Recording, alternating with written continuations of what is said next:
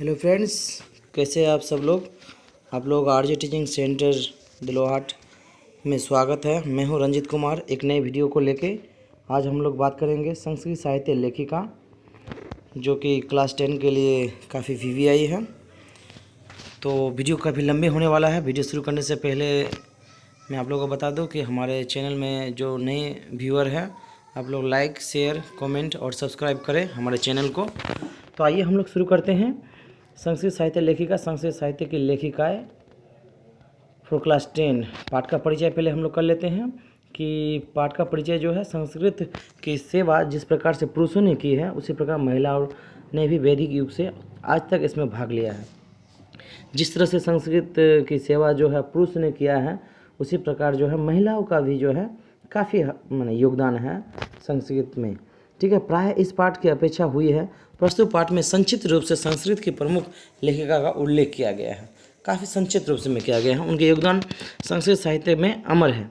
जो महिलाओं की जो संस्कृत साहित्य में योगदान जो है वो अमर है और कई सदियों तक उनकी याद किया जाएगा।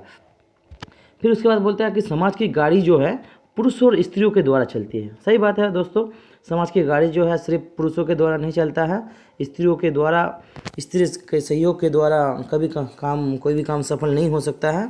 तो समाज की गाड़ी जो है पुरुष और स्त्रियों के द्वारा ही चलती है। साहित्य में भी दोनों का समान महत्व है। ठीक है, साहित्य में भी दोनों का ही समान महत्व है। दोनों का मतलब स्त्री और पुरुष का। आजकल सभी भाषाओं का साहित्य रचना में स्त्रियों का भी तत्पर है और यश भी पा रहा है। आजकल जितने भी साहित्य है स्त्रियों का भी उसमें अच्छा योगदान है और काफ़ी उसका जो है वाहवाही भी पूरे संसार में किया जाता है। फिर आगे लिखा हुआ है माय फ्रेंड्स, आगे क्या कह रहा है इसमें वो हम लोग जानने का कोशिश करते हैं कि संस्कृत जो है साहित्य में प्राचीन काल से ही साहित्य को समृद्ध करने में दोनों का योगदान कम अधिक के रूप में प्राप्त होता है। इस पाठ में अति प्रसिद्ध लेखिकाओं का ही चर्चा है जिससे साहित्य रूपी खजाना को भरने में उन स्त्रियों का योगदान के बारे में जानकारी मिलती है। फिर उसके बाद क्या बोलता है, विशाल जो है संस्कृत साहित्य अनेक कवियों तथा शास्त्रकारों द्वारा अत्यधिक समृद्ध किया गया है। वैदिक काल के आरंभ से ही शास्त्रों तथा काव्यों की रचना और संरक्षण में पुरुष के समान स्त्रियों भी सावधान थी।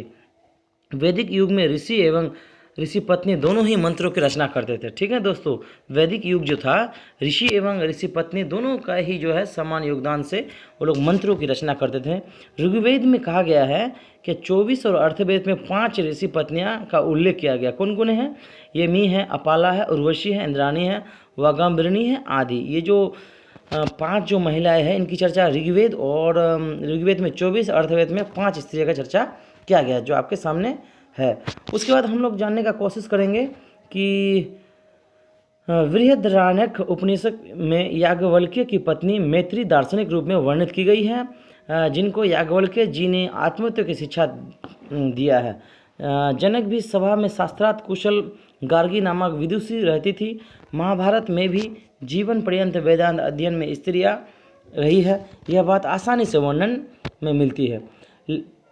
लौकिक संस्कृत साहित्य में प्राय 40 कवियत्री का 150 से अधिक पद जो है सुस्पष्ट रूप से मिलता है। उनमें से विजयांका का प्रथम कल्प है, वह श्याम वर्णा की थी। यह इस पद से स्पष्ट रूप से हम लोगों को जानकारी मिलती है। उसके बाद आगे देखते हैं क्या, नीले कमल के समान श्याम वर्णी की विजयांका को न जानते हुए सरस्वती का सर्व शुक्ला दंडी द्वारा व्यर्थ का ही कहा गया है। उसके बाद आगे देखते हैं फ्रेंड्स, उनका समय 8वां शताब्दी अनुमान किया जाता है।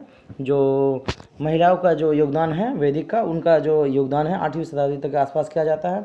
उसके बाद अनेक विद्वानों का मानना है कि चालुक्य वंश के राजा चंद्रादित्य की रानी विजय भट्टारिका की पत्नी जो है विजयांका है। कुछ और शीला भट्टारिका, देवकुमारिका, राम भद्राम्बा आदि दक्षिण भारतीय संस्कृत के लेखिकाओं की कविताएं प्रसिद्ध है। उसके बाद आगे दोस्तों हम लोग देखते पा रहे हैं अपने स्क्रीन पे कि विजयनगर के राजा ने संस्कृत भाषा की रक्षा के लिए जितना प्रयास किया है वह ज्ञात ही है। उनके अंतःपुर में संस्कृत से कुशल रचनाकार हुए हैं। 14वीं शताब्दी में कंपन राय की रानी गंगा देवी मधुरा विजयम नामक महाकाव्यन की अपनी स्वामी विजय घटना के आश्रम में रचना की है। उसमें अलंकारों का सुंदर प्रयोग हुआ है।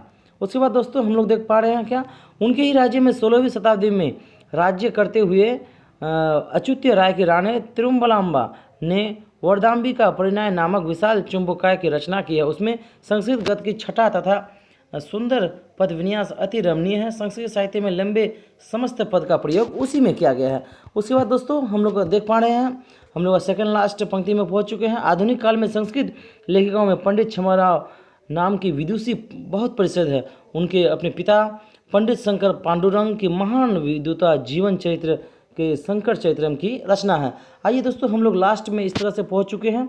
लास्ट में क्या कहता है, लास्ट में कहा गया कि गांधी दर्शन से प्रभावित होकर उन्होंने सत्याग्रहिता, मीरा लहरी, कथा मुक्तावली, विचित्र परिघास्त्रा, ग्राम ज्योति इत्यादि अनेक गद्य पद की रचना की है। इस समय लेखन कार्य में संलग्न कवयित्री में पुष्पा दीक्षित, वर्णमाला भावलाकर, मिथिलेश कुमार, कुमारी मिश्र आदि आए दिन में संस्कृत साहित्य को पूरा करते हैं। तो इस तरह से हम लोग जो है संस्कृत साहित्य में अनेक कवित्री के बारे में जाने, जो क्लास 10 की है संस्कृत साहित्य लेखिका के आज हम लोग पढ़े काफ़ी विस्तार से। आई होप कि आप लोगों को जो है ये वीडियो अच्छा लगा होगा। और जाने से पहले आप लोग जो है हमारे चैनल को लाइक, सब्सक्राइब और शेयर को कर दें, ताकि हम लोगों का नेक्स्ट वीडियो डालें आपको नोटिफिकेशन सबसे पहले मिले। आप सबको बहुत बहुत धन्यवाद।